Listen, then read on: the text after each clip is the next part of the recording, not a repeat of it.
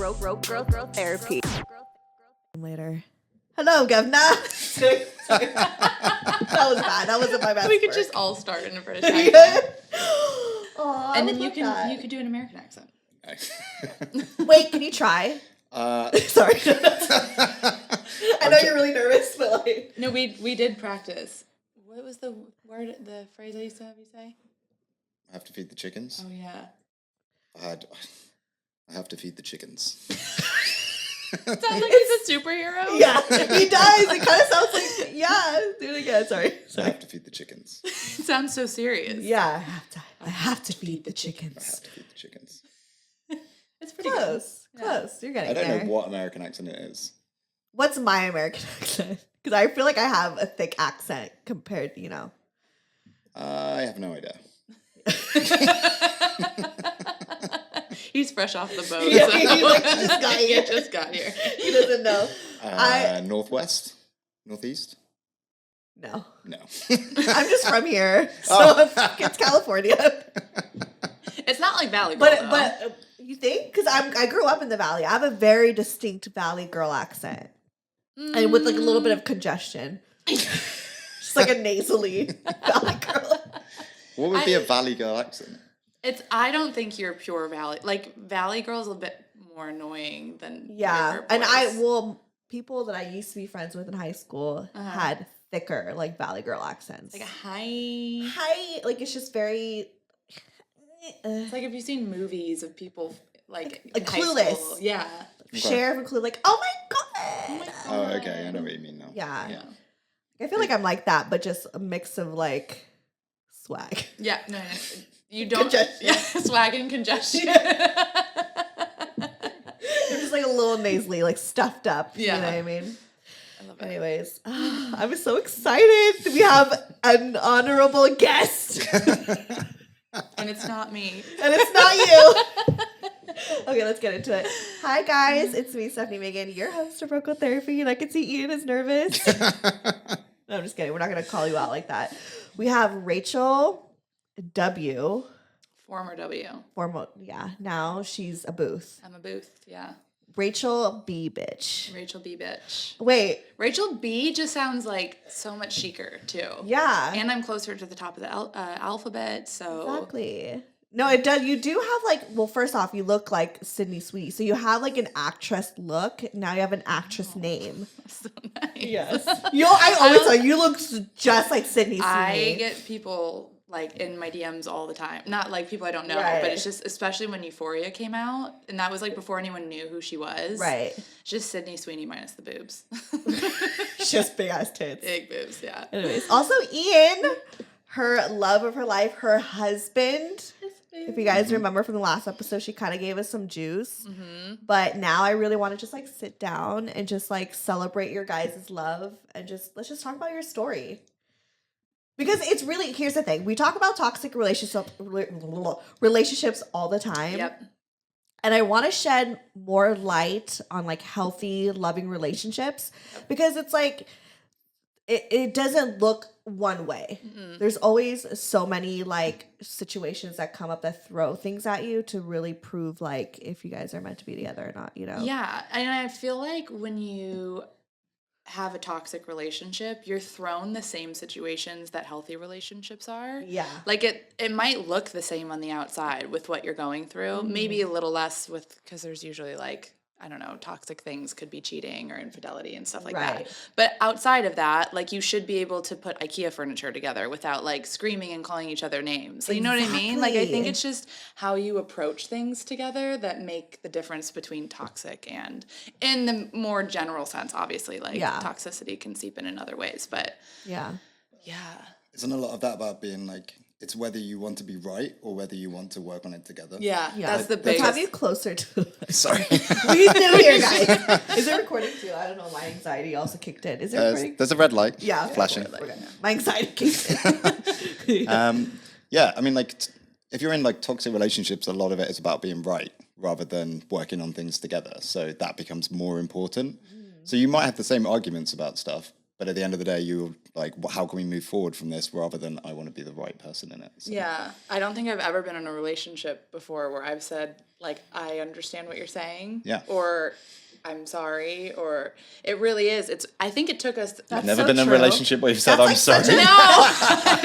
No, that's not. Well, yeah. Maybe. Yeah. We did talk about that one time. Wait, what? The like complex of like having to be right. So you put yourself into situations where you're like with someone who will continuously hurt you so that you feel like on a higher pedestal. For sure. No, that yeah. like that clip went viral. Yeah. Like I even had like that like TikTok girl Teffy. She even responded. I love Freaked her. out because I love her so I love much. her When you so messaged me that, much. I followed her for years, and so when, I reached out to her to come on the show. She hasn't responded. I Maybe love one her. day.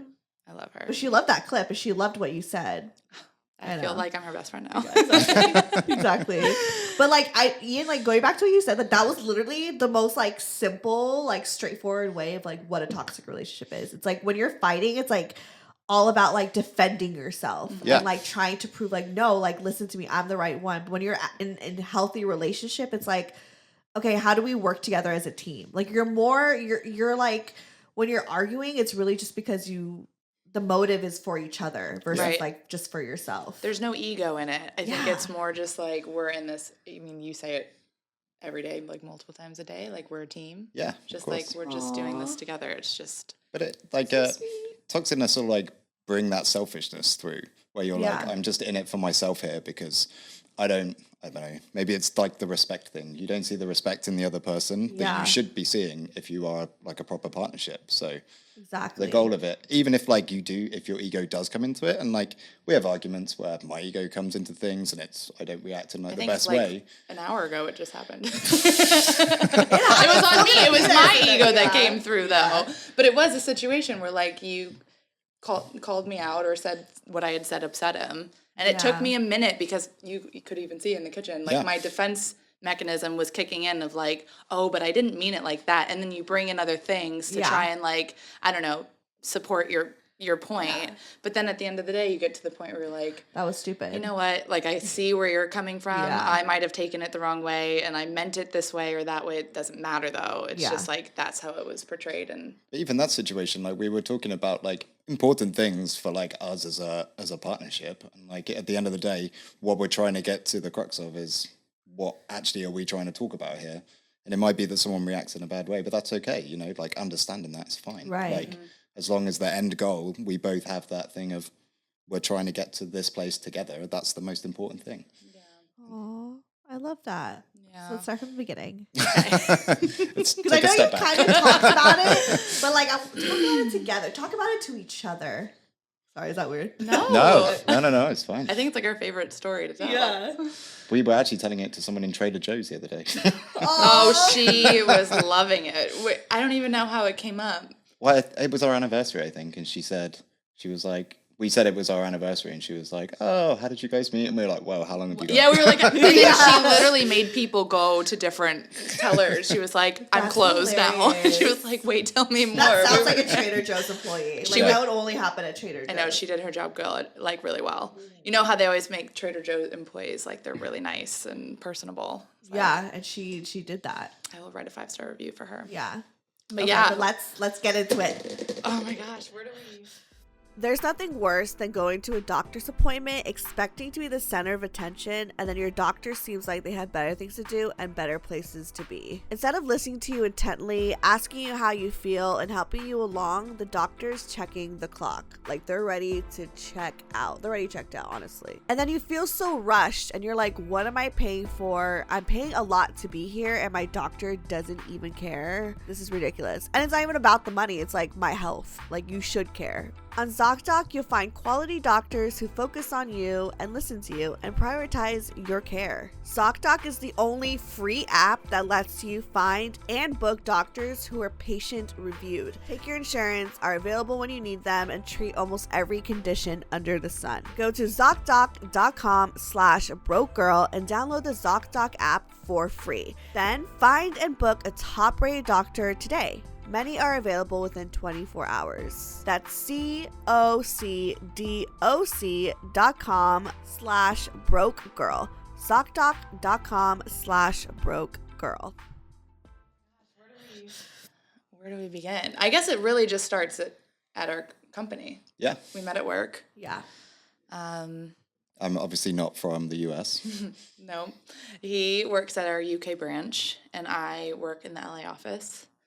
And a big part of my job is when we have people who come over from our London office, I help host them and like either plan events after work or obviously like book accommodations, just make sure they're comfortable.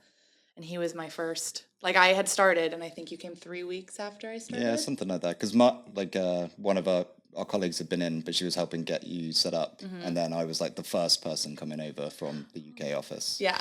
So I felt like not pressure, but I was like, okay, this is the first one. I want to like do a good job. Right. I think I went above and beyond. Aww. Ring 5. Rachel's role is employee experience, and we always made the joke that I had the best experience. Yeah, you were like, no one better get the same experience I got.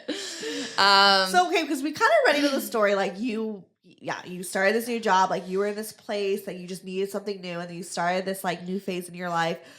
Like, where were you at that time in your life? So I'd been working at the company for like a few months. I started in like April before Rachel joined in January. And then I was in a 3-year relationship. I was living with the person in the UK, but things weren't in a very good spot. So very similar to like her situation. I mean, like down to the years as well. Wow. Which is wild. Really? To like how long you guys were together? By like a few months, Are they the same sign? That'd be funny. I don't know, actually. We haven't actually talked about it. Of course, my mind goes to that. Like, what sign are they? Yeah, I don't know. I don't know. What sign was Pisces? Which is like March? February, yeah. February, March. Yeah. Like end of January. Okay, oh, so wow. kind of... So Aquarius? No very idea. similar. Some Pisces and Aquarius are right next to each other. Okay. Yeah. It's very similar, probably on the cusp. Mm-hmm. But like, the relationship I've been in for like 3 years, it had definitely had its kind of like ups and downs. And I'd been through a lot of stuff previously where I'd kind of always said to myself, if I was ever unhappy, I just don't think I ever realized how unhappy I was in that relationship. Yeah. And then meeting Rachel kind of like gave me that like understanding of like, oh no, I am really, really unhappy. Aww. And we always said like, you know, we met and then very, very quickly we were out of the other situations, but we always said to each other that it would be, you know, even if nothing came of us, like the idea that we had met somebody that had given us that push, we'd like be really grateful for, even if nothing happened with us two. Yeah. Yeah. But just to give that push outside of that unhappy relationship. It was just like a sign. Like a catalyst to it. It was just like Just made you realize. Because I feel like when you're in it for so long, especially when you're living together, there's like logistics and you do care about these people. And COVID like, was huge. Sometimes you don't realize, and then I guess, you know, you guys are able to meet and it just made you have that like understanding that like, oh wait. You know? I think COVID was like a big thing, especially for the relationship that I was in, because like we got together like just before, and then we went through all of COVID where it was literally in the UK, you could only be in a bubble with like certain people. I'm not sure exactly what it was like. It was a little more strict. Yeah, it was. I think it was a bit like you'd have like 6 people, and they had to be like in your. Remember remember that old cell phone where it was like you had a bubble. No. Oh my god, that was like way back in the day, and you had like your top 5 or something. Yeah. It was like that. Very similar. Yeah. Okay. So I think like when we came out of that, it had been so much time just like in the bubble, and then you came out of it, and it was like, oh, actually, back to reality. Maybe this isn't exactly what like I was looking for, and then Well, and I agree because it's similar, and I think for me and maybe for you as well, it's one of those things where there were probably a million times where it was like, this is not working. Like, this is clearly toxic for both of us. This isn't a thing that would be long lasting, but you're in this confined space where you're like, okay, but also I kind of want companionship through this pandemic. Right, yeah. And I don't know, there was friendships involved, you know, like I don't know. It's difficult. Yeah. Like relationships are hard. Like there's like no right way to really break up with someone. Well, I think it always takes a bit longer to break up with someone than it really should. Yeah. And in our case, it was just like COVID was the worst thing that could happen in that kind of scenario where you might need to see like a different perspective. Well, I think like, you know, I was in something for a very long time, like before that relationship. And I stayed in it far, far too long than I should have done. I always said to myself, I'd never stay in something where I wasn't happy because it's not a healthy situation to be in. Right. And that had been in my head like a few times of like, I'm not happy in this situation, but I hadn't listened to it fully. And then meeting Rachel was the thing that made me listen to that finally and go, oh no, actually, I really am not happy, because I could very much see how my situation could be a lot better and a lot happier. Yeah. I think the biggest thing too is like, it wasn't about either of us. No. Like, it wasn't like, oh my God, I met this like cute British boy, like this, I could be in this kind of situation. No, it hadn't. What? Sorry. I mean, the accent helped. The accent helped for sure. Yeah. But no, I think it was definitely more like it really was a mirror for both of us to see one another. I mean, the first day and a half, 2 days, all we talked about was like, very honestly, what we were going through in our relationships. And I think it was the first time for me, I said this, it was the first time I'd kind of laid everything out from start to finish in one breath to someone I felt very comfortable with, but also where I didn't sugarcoat it. Like, you talk to your friends and you're like, I don't know if I'm going to break up with him, so I might not tell them the real whole truth of this, because you don't want to like I don't want them say to all hate the bullshit him, and they're like, oh wait, and then stay with him. So it was the first time I really, from like start to finish, kind of said everything, all my grievances, and was like, oh my God, this guy's great and we have a lot in common and clearly there's a connection. That was awesome. But it was really about myself. It was like, I don't know who this guy is, even though, and he's going back to London, so I don't who knows what that will be, but I definitely had some answers for myself. I think mirror is a really good way to put it. I think that's definitely the way that it seemed to play out, was just we saw in each other, both of us were unhappy in what we were both in. We needed something to give us a kick to kind of like do it, and it just so happened to be us. So even when I went back to London, like we basically said, we'll talk and we'll see what happens, but really we're just there for support for each other, and whatever you decide is best for you is best for you. It wasn't a situation of like, oh my God, this is the thing. Be together. Let's just like we actually said we weren't going to do anything. We weren't going to be together, nothing, until we properly like got out of our, because we were like, if we want to give this a chance, it has to be done the right way, and it has to be out of respect for like the future, potential future of us. So we just chatted. Like, it wasn't anything other than just until we were, fully out of what we were in, and then we continued to like, okay, now it's an appropriate time to like have this kind of conversation or like go deeper here.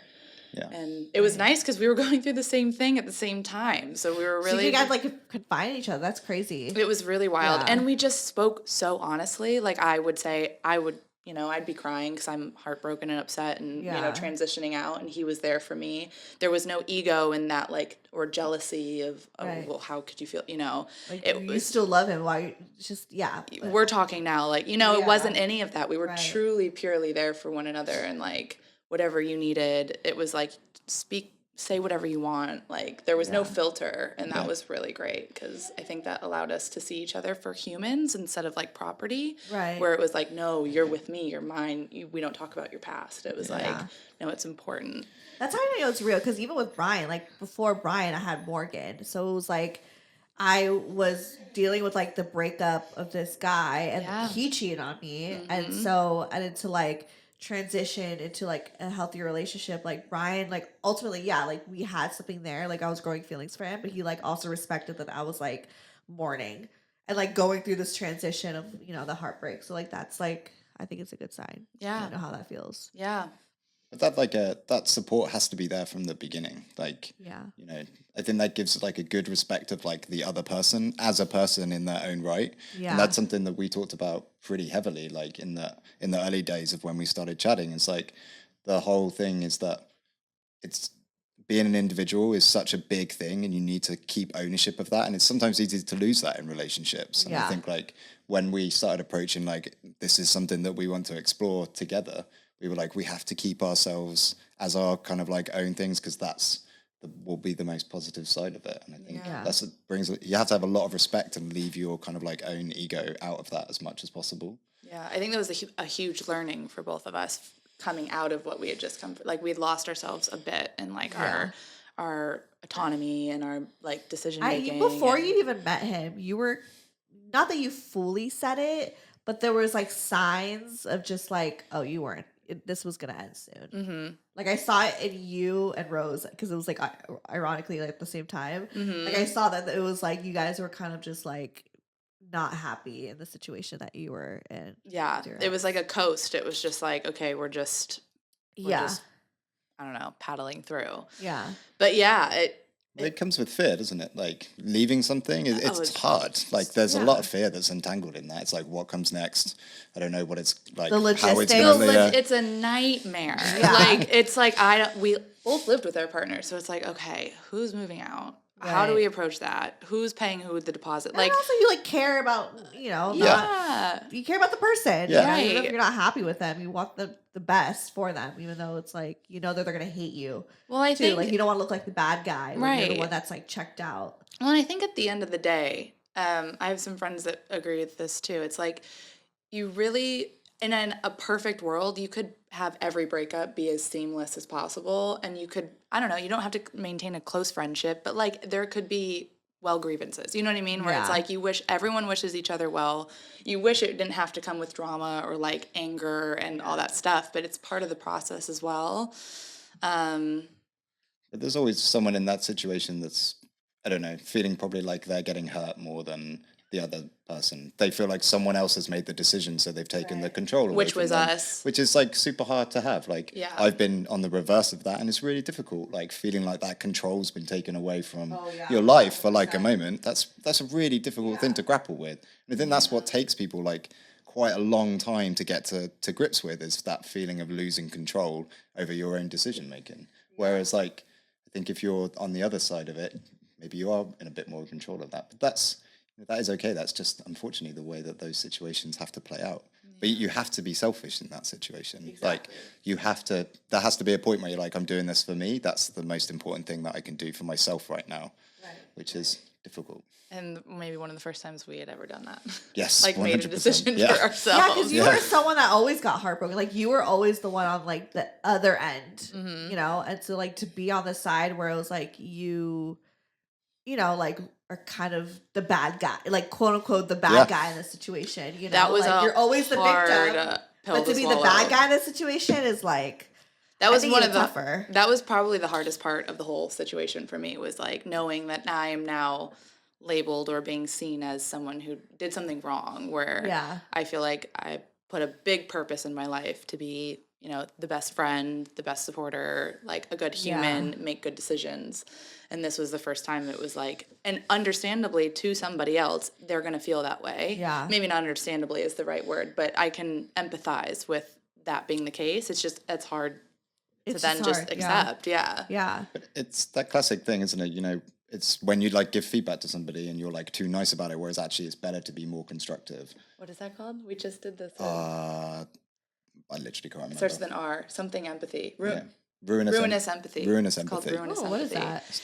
So it's where if you like you're giving someone feedback and you're trying to be too nice about giving that feedback. Oh, yeah. It's not actually helpful to them because you're not actually telling them honestly what's going on. So you're not. I never knew there was like a term. Neither did we. We just had a work meeting literally about yesterday. It, and I think it blew everyone's minds. We were like, that is a really great point because you're trying to be nice. I've done that so many times where I like don't know how to like give it to them until it's like too late. But until I'm already fucked over if it's it. Right. Sorry. I love it. No, one of the best example of it was like if someone has something in their teeth and you don't want to tell them because it's kind of an awkward, uncomfortable situation to be like, hey, you have something in your teeth. Well, now that person goes off and like 15 more people see them with something in their teeth, and now it's even more embarrassing for them. I had a funny story. This is just like off topic. Tangent. I had a funny story. It was me, Nina, and Kelsey. It's actually when Kelsey and Nina used to live in this apartment, we all had like it was like 4th of July. Everyone in this building was like out at the pool, like barbecuing, swimming, all this stuff. And Kelsey like had like running mascara. But she also had sunglasses, but then she would take the sunglasses off and her mascara would be running. And like me and Nina saw, but we didn't say anything because it's just like she was having a good time. I don't know, just want to like bug her with it. But she also put her sunglasses on. But then later on she like noticed and she's like, did you guys see that? We're like, oh yeah. She's like, why did you fucking tell me? I was like, oh, you're right. That is fucked up. Why did I tell you? So yeah, I get that. Ruinous empathy. Right. We were both just like, Just let her have fun. It's fine. She'll put the glasses on. No one will notice. Yeah. But I think that's the thing. It's like staying in something for kind of too long and not being honest about it. Yeah. If you're like not honest by being yourself and saying like, this is not what I want, you're actually kind of like making it worse for the other person involved as 1000%, well. because you're dragging them along. Yeah. You're giving them like false hope. Yeah, they think they're in Yeah. this like situation that's stable and they know what the hell's going on, and then all of a sudden, Yeah. I don't know. So, I mean, I have to ask, and we won't dwell too much time on them, but like, how did your exes like take it, and what was that kind of like reaction when you were like, peace out?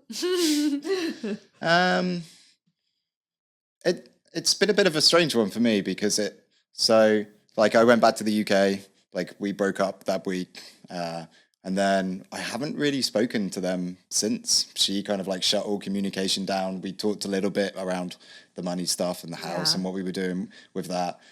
She found out that me and Rachel were dating like 2 or 3 months later, something like that. I got a really angry text message. And then that's literally been it. But that's been the only communication that we've had. So for me, I think it's going to sound weird, but it's kind of been a bit easy. Yeah. Like I haven't had to deal too much with like the drama, and we could just focus on us, which has been quite nice. Good for her, because I feel like I probably would have gone. Well, I did kind of go crazy on Morgan, but then you have to release and then you move on. Yeah, but you know, I feel like you did that too, though. It's like, yes, you Yeah. got upset, but then it was at a certain point you're like, fuck this person, I'm going to block them, Exactly, and I don't 'cause want anything to do with that's them. called being an adult. Well, I think it's I think it's a process of moving on, and it's like I've done this. I've been in situations where you do the same thing. So it's just I struggled with that though too, because again, it's like me now wearing this hat of like a villain, and I have a lot of empathy for women in general. And again, I've been in that situation. It makes me emotional because like that was really hard to think that like I was like the other woman or someone that hurt somebody in that way, especially because we were just making decisions that were best for us. But yeah, I still clearly like get caught up in. But I think the thing you've always got to look at is like, really that situation was the decision that I was making. And it was me that was the person that was responsible for whatever's happening there. Yeah. Like you're like us being the catalyst, but it's still like me making the decision. I'm consciously opting in to what I want to do and what I want out of life. Totally. And also just like the fact of like the unhappiness side of things that I had in my previous relationship, it's still there. You know, that is a very valid thing. Like no matter what the situation that caused like the final kind of thing, it's not like it was just completely out of the blue. I totally, it's a whole build-up thing. So Yeah, I don't think you can take that on too much yourself from like that side. I think like it's very much like that's my responsibility and my thing that I was kind of like I was doing in the same way that I wouldn't expect to take like the responsibility for yours. Like that was a decision that you made. You own that situation because that's the best thing for you. So. No, I get it because it's the same. It's just still that like I think because the society tells us it's like, oh, the other woman, and like for the women to fight each other, when it's really like no, like the man, you know, the person that is in between them it's between them. It's between them. Yeah. So it's really just like it's, you know, I'm glad that she never came out. Did she ever come at you in any way? No. Yeah. No, I mean like you know, a couple of kind of like not very nice things were like kind of said over text message, but that's like fair. Yeah. She's gonna have anger, emotions about it anyway. So I think that's like I think like the struggle for me was always that like there was very specific reasons, and I'm not sure like how much she saw it potentially like to start with, but like I don't know. Like but that's again on that person because it's everyone's on their own journey. So it's just hard because I think at the end of the day, the biggest lesson we learned is like you just have to make every decision for yourself. And we still do that in this, like, but yeah, you just have to hope that the other party is still acting in that way for themselves as well. It's just different. Think, you know, in those situations as well, it's like, again, if one of the people isn't happy in that relationship, then the relationship is not going to be a happy situation to be in for anybody. Even if you kid yourself that it is, it's not. Like it's just not a situation that's like healthy for either person. So, but also you guys like you did it pretty quickly. Like you didn't like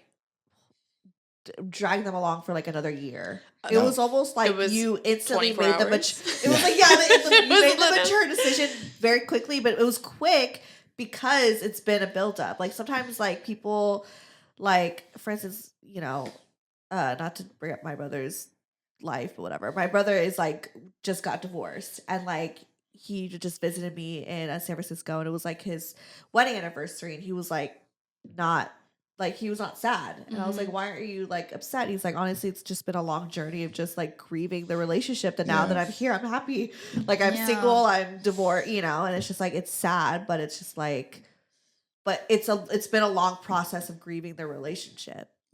So yeah. Okay, well, you want it back to you guys? Yeah. So you saw her. What was your first impression of like Rachel? Go on. I mean, how PC do I have to be? Not at all. You don't have, you could say whatever the fuck you want to say. I mean, that first day was an interesting one because I'd had a bit of a weekend. So I have some friends that live in Los Angeles. I've been out with them on the weekend. I'd lost my phone. I'd been described as the drunkest man that someone had ever seen getting out of an Uber. What? And I was like, Uber in Los driver. Angeles, someone said that. Oh my god. That's crazy. So I was not in like the best, I was kind of not in the greatest way. And then Rachel came to basically let me in to make sure that I was kind of like sorted. And like you went to like the office. The office, okay. Yeah. So you were drunk during... No, I wasn't drunk at work. I was like, wait. Okay. So this was the Monday morning. The night before, okay. Yeah. So like I got in on like the Saturday. I was like, Yeah. got drunk and then she let you... It was an interesting experience for me. I was like, that's so funny. But yeah, sorry, continue. So I think the biggest thing for me was just that, like, when we started chatting, there was just an immediate connection that I'd You're never... not going to say anything about how you thought I looked? Like, did you think I was hot? Like, I'm waiting for the compliments. I'm just kidding. I mean, Yes. yeah. Were you like, damn? Yeah, that's what I'm looking for. I was expecting like a good little blush moment here. Like, what was the first thing you noticed about her? Oh, that's a good question. I mean, your ass. There we go. That's what we wanted to hear. I'm HR, by the way. I'm HR, by the way. I'm reporting you. Okay, sorry. You can say the nice stuff now. You were talking about her, like, her aura. Just objectify me just a little bit and then go into the nice stuff. You have to remember my reservedness here. I know. Yeah, I think there was just we literally started talking immediately and then we just didn't stop. And that was like a big, big thing. Like for me, attractiveness, the hottest girl ever. Aww. But also like the mental side of things for me is such like a big turn on. Like the fact that we just connected immediately and we started talking about like the Wi-Fi. I remember I was like helping you get set up on connected the to the Wi-Fi. Wi-Fi, and I was like, why am I not like it was just him and I in the office as well. You weren't even uncomfortable. It was my first day. It wasn't my first day at work, but it was like my first day like helping someone from the UK. It was like a big deal for me, and I was like, why am I not nervous? I was nervous before he got up there. Yeah. And then I don't know, it was like helping you with the Wi-Fi, and I had a weird moment that I'll remember because it's like in my head. I was like, wow, this is like hanging out with like a friend that I've known for like a really long time. Yeah. But like every conversation was like that, like immediately. Like we got into some like deep things, like everyone else is just kind of working and we're just sat at like the end of the table just chatting about things, like really going into stuff. What were you guys chatting about? What was so deep? It was so deep about the Wi-Fi. What was the band? Are you not remembering the same one I am? The band? Yeah. Sum 41? Someone came on the radio and it Okay. was like about a rape allegation. Oh, yeah. Remember? And then we got into like women's rights and stuff. Aww. Like it went really deep, really quick. Yeah. What was that band? Well, we probably shouldn't say it. I know. Just in case it's not proved. right. We don't want you to get sued. But it was stuff like that where it would just like we'd hear a song and then we'd start talking about, I don't know, very PC general things. And then immediately like within 30 seconds we were talking about like women's rights and race and Yeah. like really important stuff, and we were so aligned on it. Like it was like, oh yeah, oh my god, yeah, I agree, which is night and day for me as well. So that was really great to be able to just like feel very comfortable. Yeah. And I'm sure you're like his accent. You were like, oh, yeah, that was really fun. Yeah. What did you think about the American accent? Like, do like British people get turned on by American accents the way that Americans get turned on by a British accent? I mean, I can't talk for all British people, but yeah, I mean, like the American accent is hot. Yeah. And it's like she's hot, Yeah. her ass is great, and she's got an American accent. Trifecta. Yeah. Well, I was in. I've obviously been over to the UK now a few times and quite a few times, but there's been a few times where we've been in pubs or something. I think the first trip I was there, I was like walking down a stairwell and ran into someone, and I was like, oh, excuse me, I'm sorry. And they like stopped me and were like, is that a Western accent? Like they, from my experience as well, it's like as soon as they know you're American, you get thrown up a few notches, which is nice. Really? Yeah. I'm gonna be like my Valley Girl accent. Yes, bring it. They'll love it. Like, hi! Here. Yeah. Okay. So then, like, obviously there was a connection. There was the exes. Once you like broken off with the exes, like what happened after that? It moved pretty quick. I think once we were like green light go, we kind of really let all the walls down. Not to say that we were holding walls up, but I think we were just being respectful. Sure. And we were just wanting to like not only respect us and the potential You were of this, soft but launching so. First off, we're just gonna I'm just gonna go back and rewind to like just the way Instagram at that time was for you was like so interesting, because at one moment it's your ex, obviously things move quickly, we don't know what's going on, but like, and it was like this soft launch, and it was just so like, and you're always in Europe, I think I know you started a new job, and it was just like, what is going on? And there was just like a few theories running around. I know her and Rose both had like their own theories of like what was happening. Yeah. Neither of you guys had it though, I think.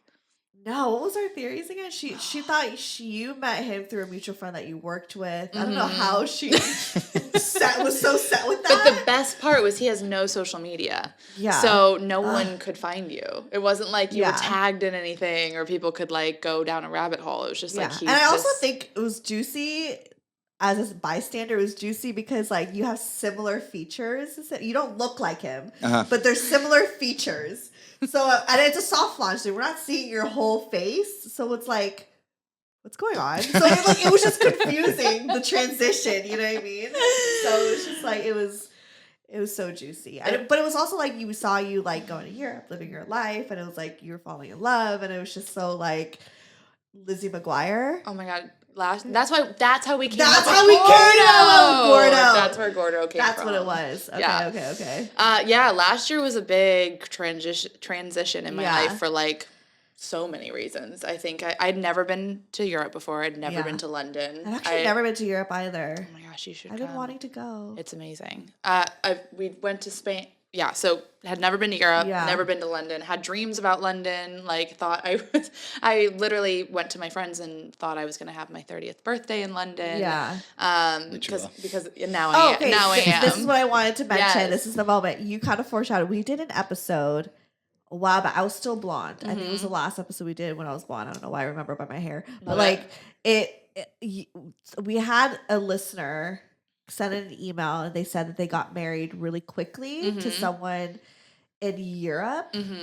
And I remember being like, oh no, don't do that, because I'm just weird about marriage. You're like, no, do that. That's so romantic. Like, I would get married really quickly. Like, what the hell? And if things don't work out, whatever, fuck it. Like, just live your life. And I was just like, that's so scary. But then like, that's so funny. I now have a vague memory of this. Yeah. Absolutely. But that's how I think before anything. Yeah. That's really funny. Well, what's really wild is when I was little, I always used to think to myself, like, I want to marry someone from outside of the United States. It wasn't like I wanted to marry someone from the UK or Europe per se, but it was just like, I want to be able to be so intimately immersed in someone else's culture that you develop like an understanding and empathy and like just exposure to new cultures and like ideas of living, and I just have always been really like attracted and drawn to that, but I never really saw how that was going to happen. Like I always mapped it out of like, well, maybe I need to study abroad. And when I was in college, I tried planning for it. It never happened. I know. It's like the little like manifest, like, oh, that'd be really cute. It's like you romanticizing and like life being like, all right, I'm gonna give it to you. Yeah, it's gonna be a little fun and messy, but that's fine. That's what makes it romantic. That's what makes it interesting. And I always thought like maybe I'd live outside of the U.S. Like I've just been always very drawn to learning about different cultures and like immersing yourself in what's uncomfortable. And now our future looks vague. Like it's just like we could live here, or we could go to the UK. Like we're thinking about maybe Spain or Berlin. Yeah. So it's like, I don't know. Now it just feels like when you're in a relationship with someone from the States, you maybe just because it's comfortable and it's what you're used to. You don't think about going outside of like... Right. You're like, maybe we'll move to Colorado or like New York. But when you meet someone internationally, it's like it opens the whole world up where it actually feels everything's always possible. Even with your partner who's from the United States, it is 1,000% just as possible as it is for us to go move outside of the country. Right. But when you're with somebody from a different country, you're exposed to it. Yeah, and you realize it's not as hard or difficult or complex as it feels when you're in like, well, how do you do that? Like it's actually you can. We were just Googling digital like nomad visas the other day. Hey, there's like tons in Europe. There's so many different countries where you could just get a remote job and go work there for 5 years. Okay, guys, get your man. Yeah, there you go. But like you don't think to like think about it, or like there's always options, and I think it just kind of opens your eyes to just how many possibilities there are. Yeah, so it's exciting. When did you guys know that you like were in love and this was like the one? Do you want to tell it or do you want me? Well, I mean, I guess really it kind of started when we started talking after everything had happened. Oh, did it? Hang on, let me get there. So we started talking, and we spent 6 weeks where we didn't see each other. Because Rachel was over here, I was back in the UK, but we were talking all of the time. And like that was for me, was a really big thing because I think. Sorry to interrupt you. I have ADHD, so I tend to do this a lot. And like I say this all the time. Having a long distance relationship at the beginning of stages of a relationship is so perfect. Perfect. Yeah, because you guys did it too. Yeah. And like Brian only lived like 5 hours away. I can't even imagine a different fucking time zone in like a country. So like that is even more work. And like more testing. It's the same though. It's still the same. It's just you just don't have access to that person. Yeah. You have to make the time. You have to like put the effort in to do it. But for me, it was more the like we started with just communicating and like talking and getting to know each other before anything else. We didn't sleep with each other. Like we fell in love before. Yeah. We slept with each other. Or did anything. Like when did you fall in love? You're like instantly. Yeah.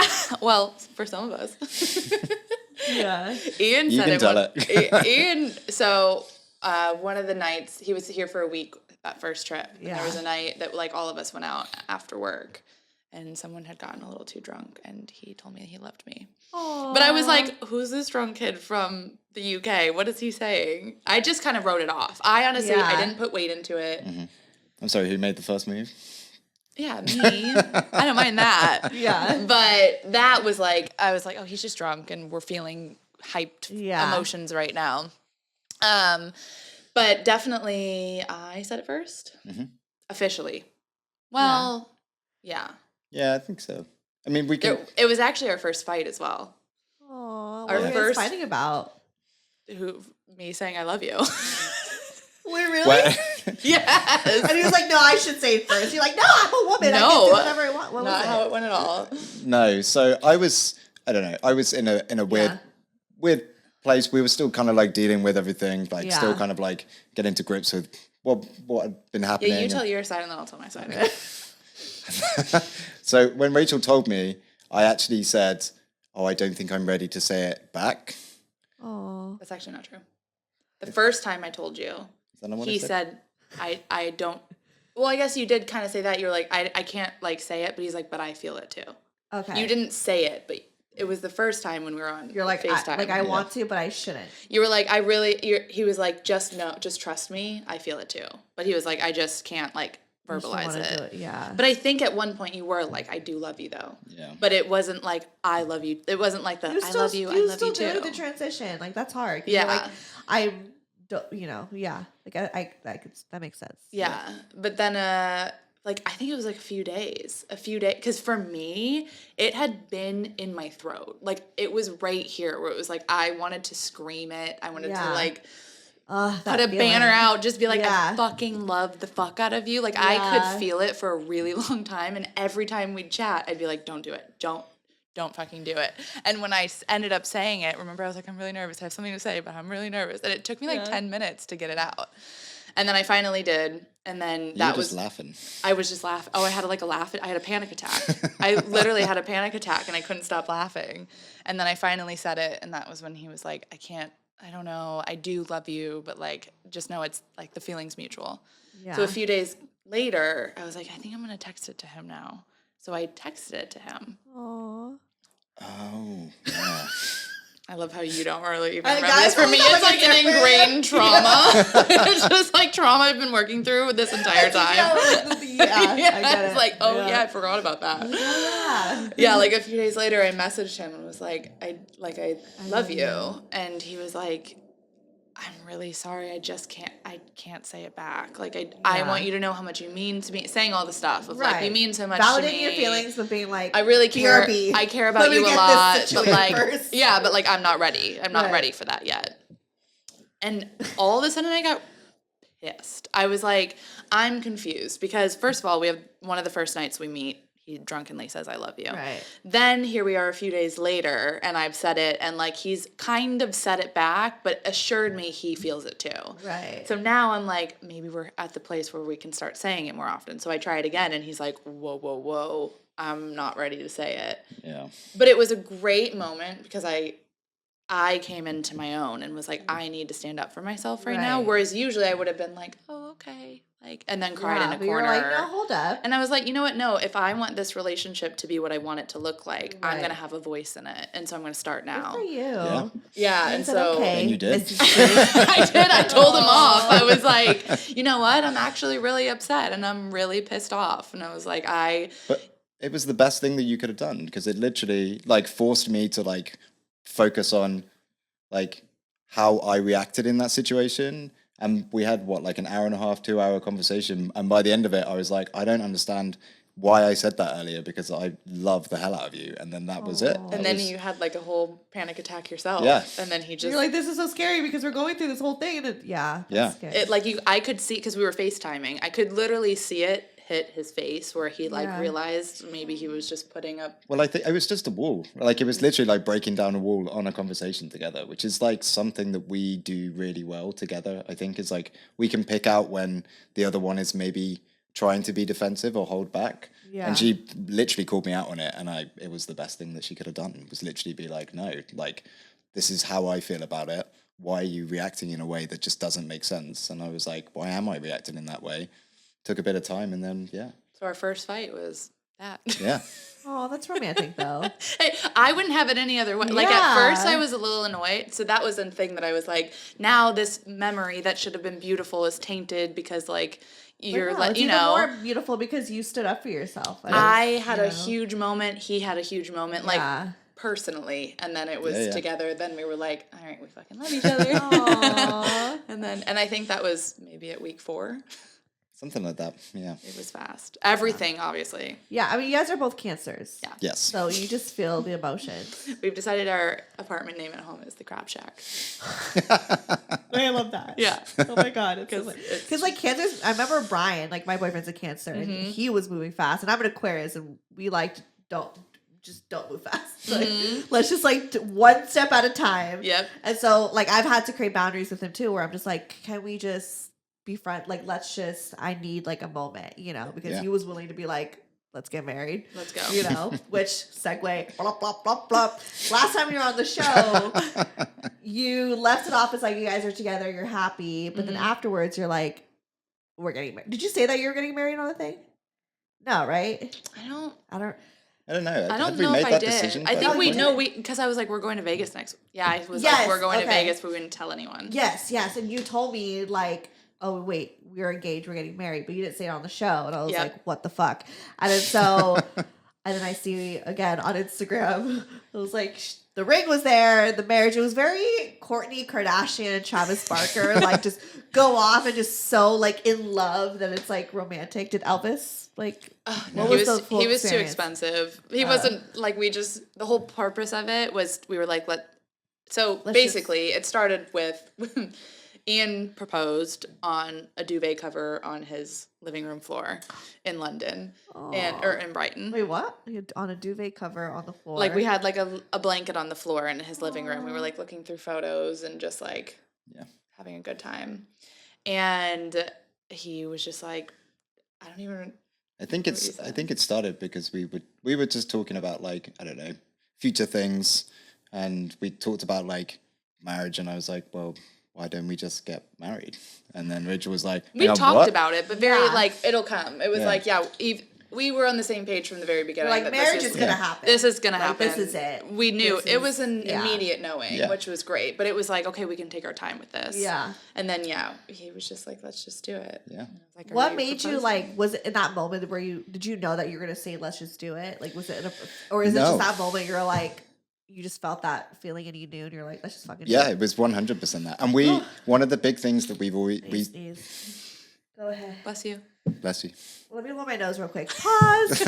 I'm just so stuffy. This like allergies. Can I pee quickly? Yeah. Go ahead. How you doing? You're doing great. A little break. Where were we? Back to marriage. A wedding. A proposal. Yeah. So I think I was going to say. Oh, so we said from the beginning.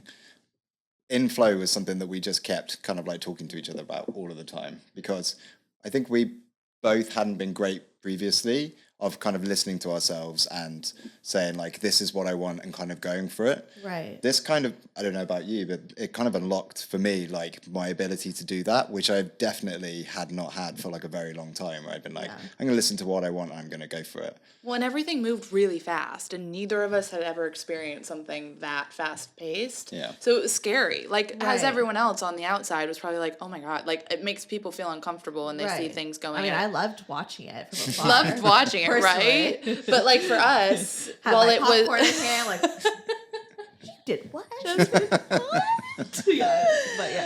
Well, it was equal parts like comfortable but super uncomfortable. And it was like, are we going too fast? Are we like jumping into something? Like, I don't think we ever were worried that was the case, but those general fears, because society tells you you date for this amount of time and then you are engaged for this amount of, so we were going against the grain, but we were in flow. So that really helped us to just be like, we're just listening to ourselves. Like, we're doing what's best for us. Doesn't matter what other people are going to think about it. Right. And that was the same with the proposal. Yes. Like, did I think about it beforehand? We talked about it a little bit, but like in that moment, it felt like the exact right thing to do. Like, I have never been more sure of something when I asked than in that moment. I was just like, this is exactly what I want. No hesitation. It was just, It was just like, this feels exactly right. And why would we want to wait? Like, I mean, well, I was hoping you'd say yes. And I did. Yes. But What was it about Rachel that you were like, oh, this is someone I want to be with for the rest of my life?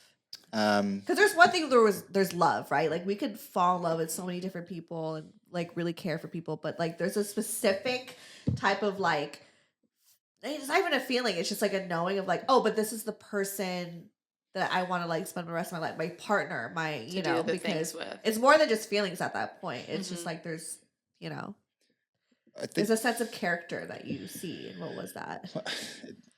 That's great question. Yeah. I'm asking all the things I know you want to know too. So this is great for me. I'm loving this. So it's like this is going to sound really strange, but it's a hard thing for me to answer because it is kind of everything. Like, it's everything that I've looked for in a partner. And that's the biggest thing for me, is that Rachel from day one has felt like a partner to me. Like, we've approached everything as a team. Yeah. Obviously, again, hottest girl ever. But like, it's, as I said, like one of the big things to me is that like the mental kind of side of things is such a big, and her attitude to life, the way she approaches things, her like empathy with people, her like love for not just like herself, but actually she's very selfless when it comes to like a lot of where she puts her attention. To me, is like a really, I don't know, like it's just a really big thing for me to kind of be a part of. I'm just really excited to be like part of that. And actually, this is maybe going to sound a little selfish, but I think like she needs to sometimes focus on herself a bit more. And if I can help on that side, that's like that. I feel that's part of my like responsibility. But just I think like we match each other amazingly well. And I just like I've never felt like having a partner, and that was the thing I'm cry. But that was the thing that was the big thing for me.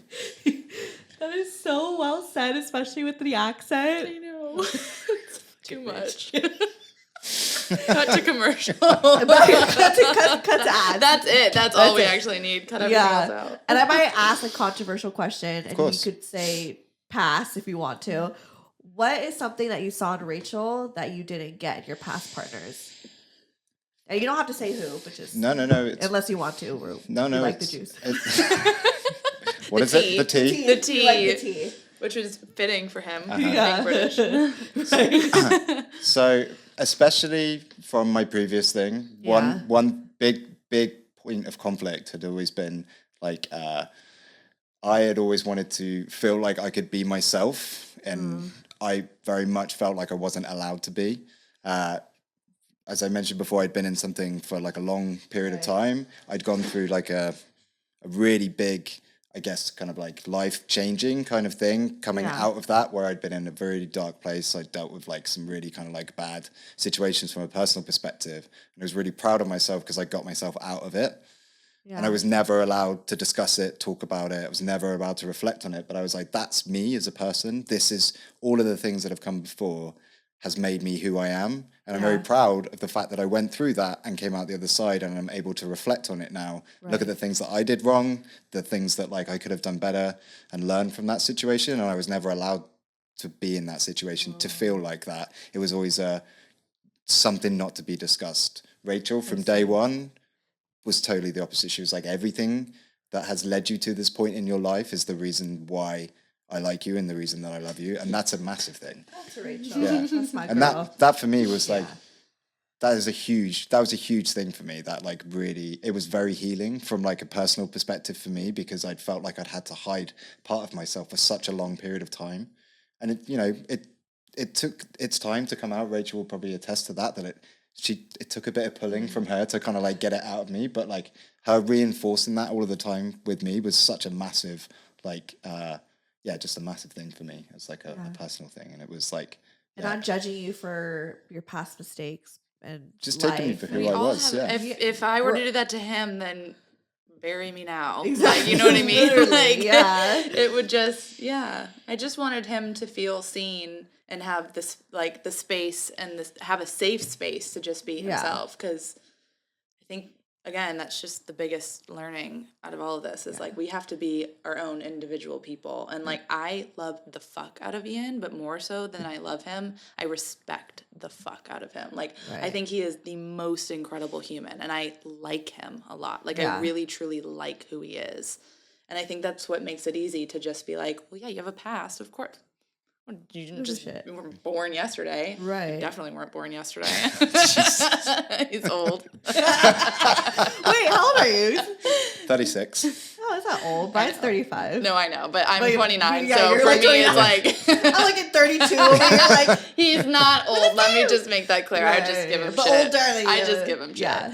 But yeah, I don't know. I think in all relationships, that's definitely a takeaway that I'd give, or advice that I'd give to anyone is like, you just have to allow people to, that's what makes people them. And like, he's going to be different in 5 years than he is now. And that will be cool because I'll be part of those 5 years, but I can't just like forget or ignore or, downplay the 36 years previous. But those experiences are they're everything that make you who you are. Like like realistically, you shouldn't ever want to change any of that. Right. Because it is just who they are. Like some of it is going to be horrible, some of it's going to be nice, some of it's going to be difficult.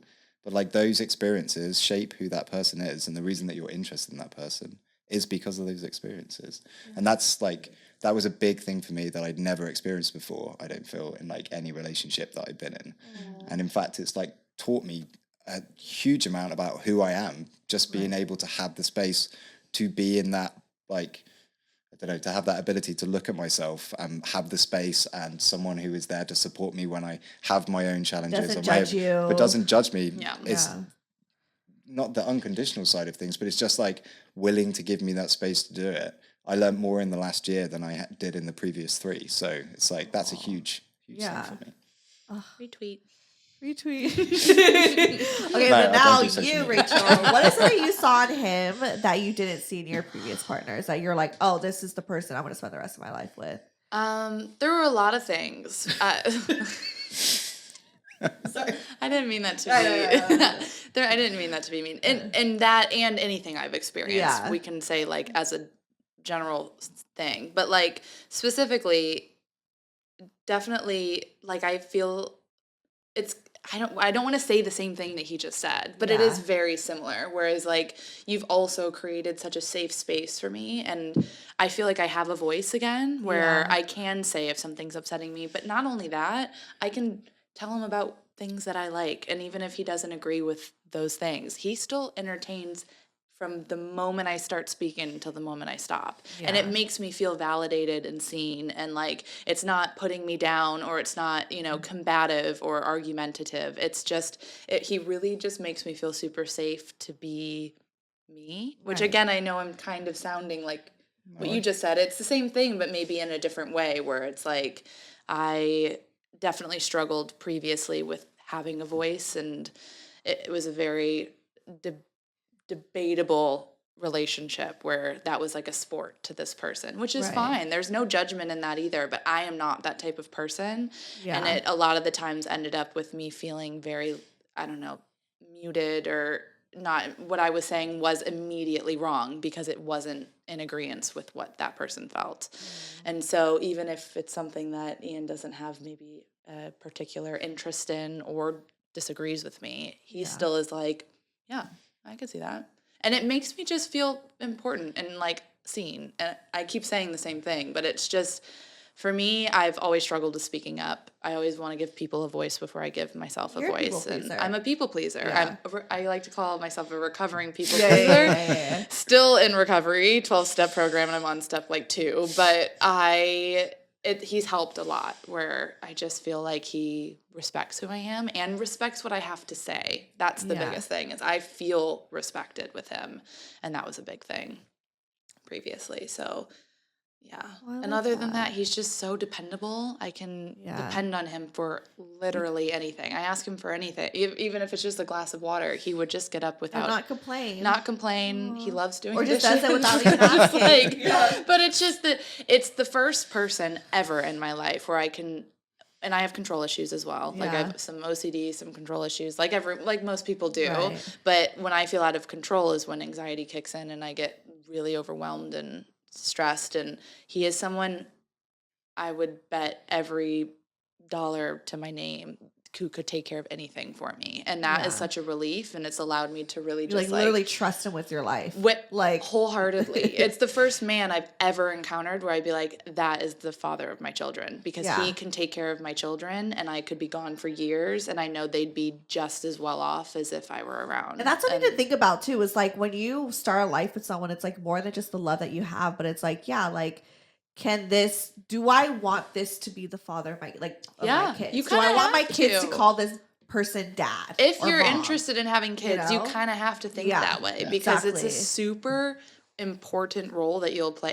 I think having kids is the most important decision that you can make. And if you don't feel you're in a place to be responsible for that, it's not something that you should do, because it has an impact on our entire future. Like, we're creating children to run the world. And if we want, there to be a fighting chance, like, you have to be in a place where you can raise them in a healthy environment. And whether that's a single family home or marriage. It's also to be influenced by them too, to have similar personality traits and certain things. You know what I mean? Like, I feel like that's also because they're gonna pick up everything that you guys do. It's just well, and again, I just like who he is, and so I would be I go about over the moon thinking about our kids, like adapting Disney his Disney World. Or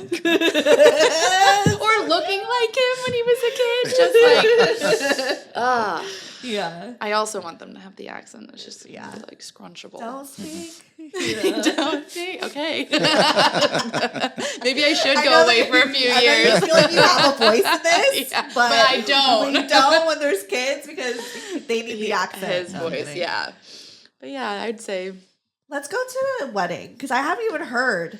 Sure. Like what like so you went to Vegas and then what happened? Well, before Vegas, we actually planned our wedding, which is coming up in July. Yep. Woo, aw. I know it's small. It's a small elopement type Which is ceremony. so much better because someone has been in so many fucking weddings. It's expensive. Not mine, but other people's. Yeah. It's just overly saturated sometimes. It and is. to have it small and intimate is like so romantic. Well, and so you.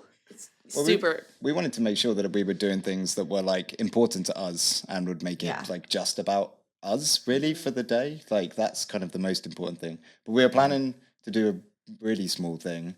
And then I think it was your mum was like, well, I have to be there. Yeah, I like told my mom like, okay, we're going to get married. And Yeah. she's obsessed with him and was like, other than that, I mean, she wants to be at my wedding. Yeah. So she was like, I have to be there.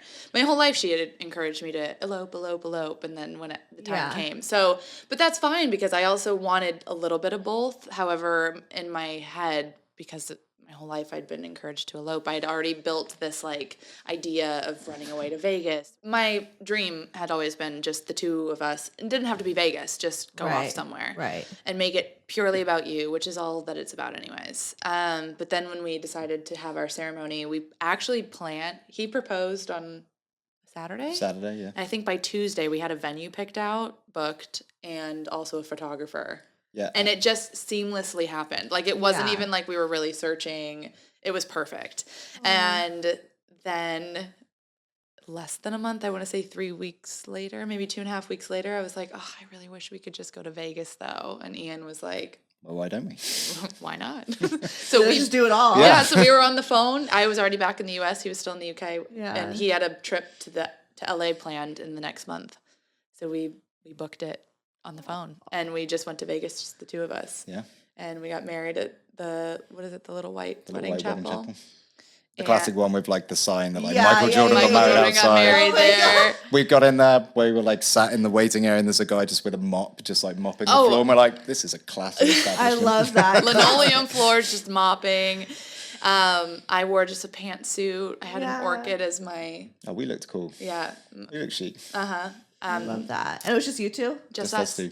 And so then us and Minister Dave. Minister Dave, who was about 4'8". Yeah, forgot that And we had vows to do. Forgot to have us do our vows. We have it all on video. Oh my god, that's so it's 8 minutes long. Really? And it was. I want to see that. Send I'll it show to you. me. Yeah, you could throw a clip in. Yeah, I'll like put on like socials. Yeah, as like a teaser. Yeah, it was really great, and we went for dinner. We went for dinner. We had a reservation at this place called Best Friends, and that was really fun. We got really drunk. Yes.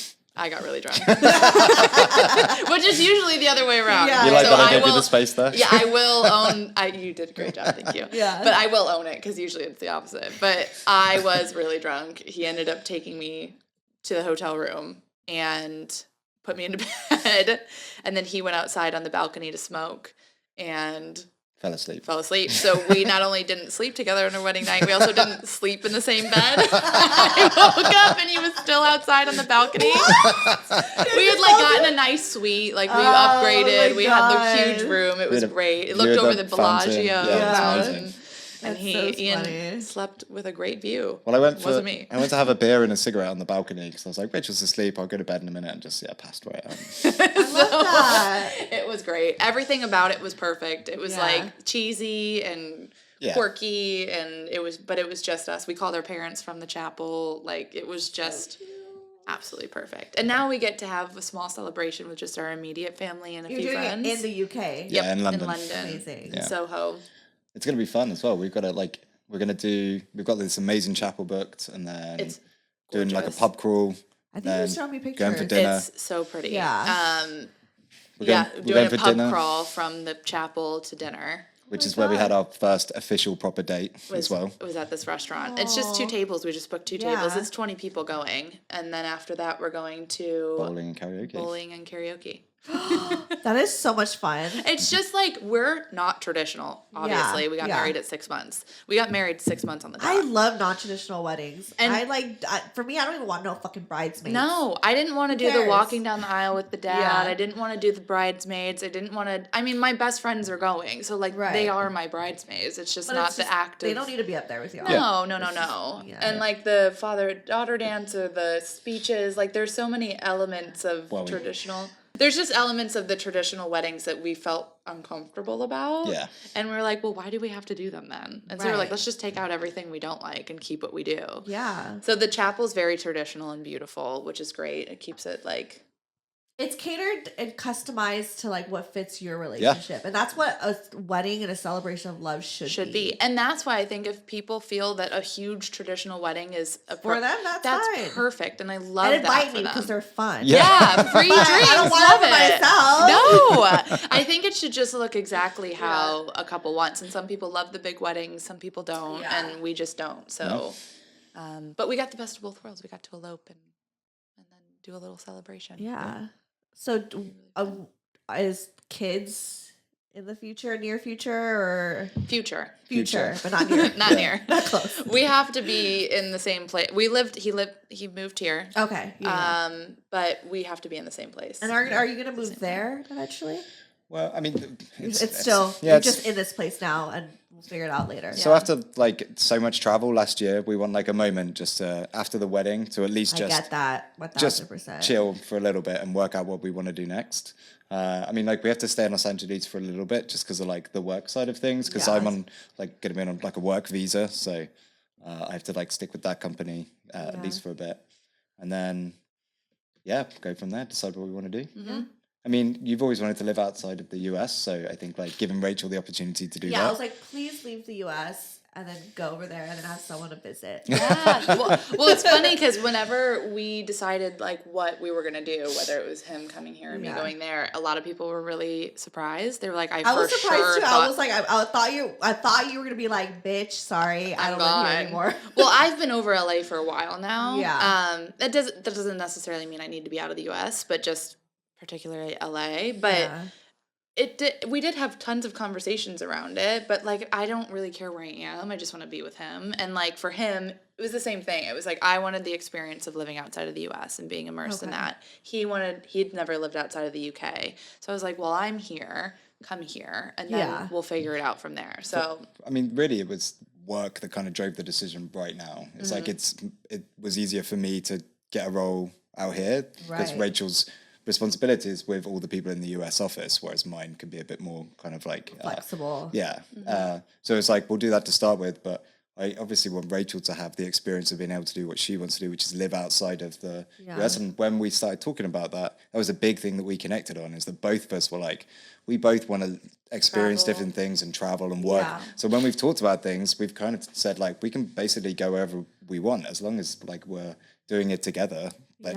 We've talked about like, let's go to Berlin, let's go to Spain. It doesn't feel like a challenge. It feels like, that's something that we could just do. We've talked about, retiring to Italy at some point and just like living in Italy and like the countryside or something. My boyfriend wants to live in Italy so bad. Oh my God, we can all live there together. He's never been, but he's just like, I just want to go to Italy, like live there. It's like very attracted to Italy. I think he saw like a documentary about how like everyone has a great work-life balance out there or something. It's so great. It's beautiful. And we went for work last year, and then my parents came out, and so I did a little bit more time in Lucca. So it's all we went to Tuscany, basically. Tuscany, Just beautiful, and everyone's nice, and the food is phenomenal.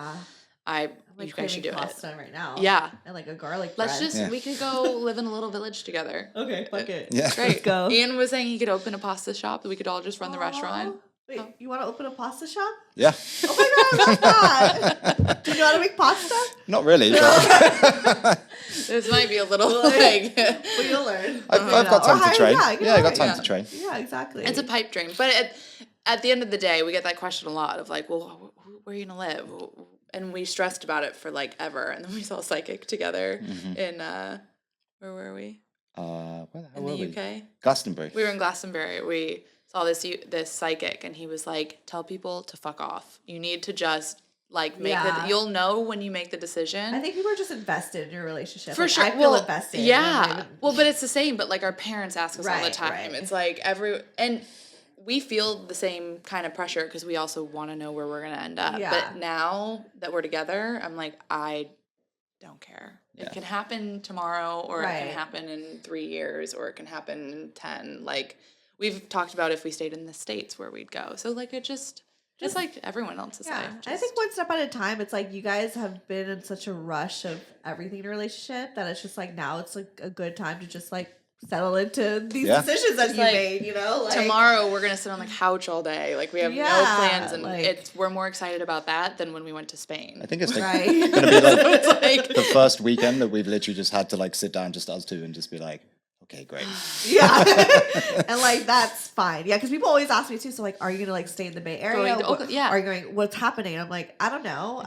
We just moved in together. Let me settle with that. Because my mom's also pushing for us to get married. And we're like, we're gonna get married. It's just like it'll just happen when it does. I'm just like, I just want to be in the phase of living together. See, well, you could take the psychic's advice too, because basically he was just like, don't listen to the outside noise, just do you. Yeah. And like, when people ask you the question, just say, I don't know.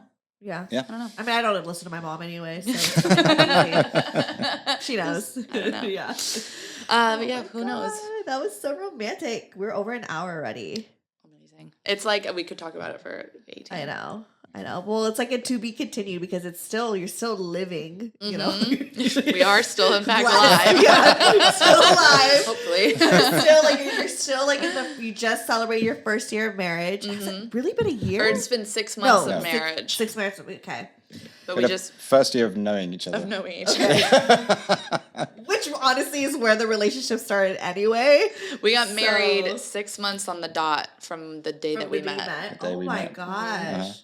And it'll be, well, like, I don't know where I'm going with this point. It'll be like a year from when you proposed when we get married. Yes, that's what I was like looking a for. year and a half of, well, married, we're already married, but.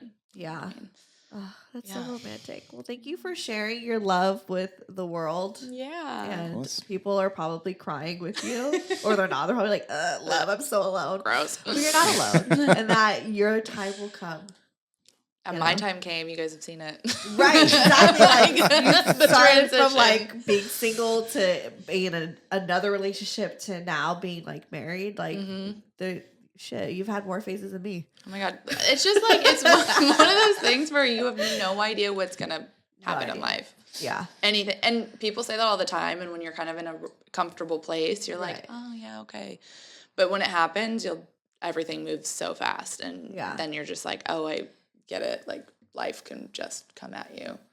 Yeah. But in the best way. And sometimes when something bad happens, it's also in the best way. Like, there was Sometimes a lot of things happen in the most tragic ways. Like, obviously there's been breakups and people's hearts are broken, and you know, like it doesn't make you bad people. I mean with Morgan, it's like, thank God he cheated, because like now he's like with her and they have a kid together and they seem like really happy. I know that she does really love him, and like, you know, like even though we didn't work out and we weren't the most iconic relationship ever, but it was just it was meant to happen. It was meant to be. Yeah, and I loved him, and I could love him from afar, and I'm just like happy that he found someone who loves him more. Yeah.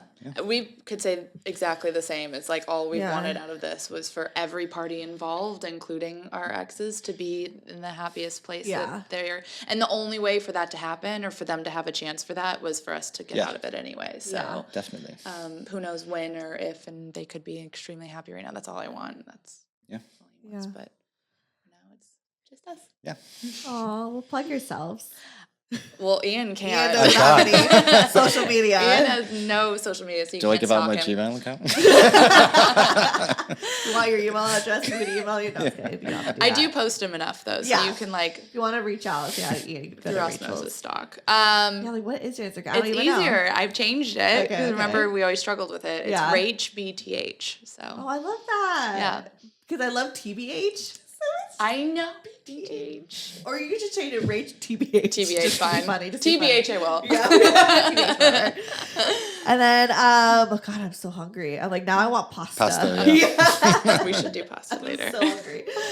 Follow me, Stefanie Maegan, organofbrocotherapy.com. All that shit is there. And tell me if you guys want to hear more love stories. Yeah. Like, I love like just sitting down with couples and being like, so what's the sitch? I know. We could talk about like we could do more about like arguing and like how to get through arguments in like a healthy way, because that is something that we've definitely learned is like our arguments look so different from any argument that I've ever had with anyone in the past, and they're still passionate, they can still be emotional, but like but he has such a calm demeanor. I know, it's infuriating. Like he's so infuriating. Chill, which I guess it could be infuriating because you want like someone to fight back. I've never really seen him get, even like earlier today when we talked about, he was like, I didn't really like how you said that to me. Like, well, so just tell me you're mad at me. Like, yell at me. Yeah, Disney World. Okay, all right, love you guys. Bye. Growth therapy.